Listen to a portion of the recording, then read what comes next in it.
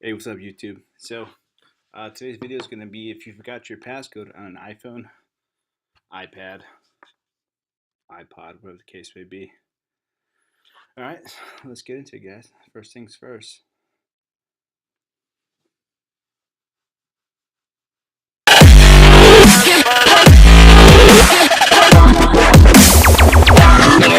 Alright, guys, the first thing you want to do is you're going to have download iTunes. So if you have a Mac, you already have it pre-installed. If you do not, you're going to have to download it for Windows. So with your Mac, you already have it installed. So if you have a Windows, go ahead and click on the Windows icon and then go ahead and download it. I'm using a Mac, I already have it, so I'm just showing you guys how to do it if you guys don't already have it. But if you're a Windows PC user, make sure you download it, okay? So we'll go ahead and download it right here. Go ahead and click on the Windows icon and download the 64-bit. If you're running Windows 10, more than likely you're going to need a 64-bit. Everything's pretty much running 64-bit now.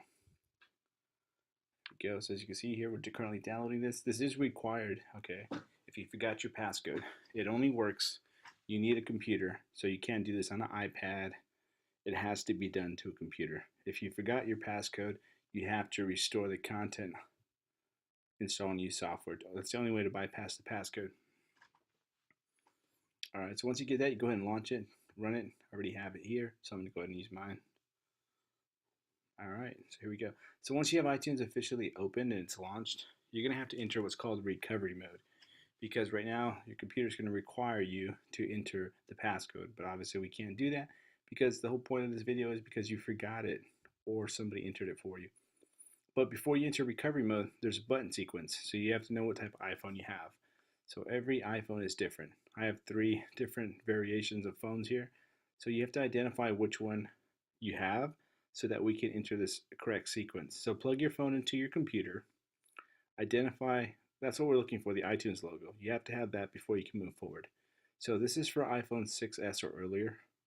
Those are the steps there. You can pause it.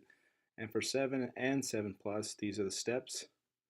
And then for iPhone 8, 8 Plus, and all the later ones, that's the required steps here. So you have to enter recovery mode, okay? Once you enter and you hook it up to your computer, you're going to see this. You're going to want to choose Restore and then Restore and Update.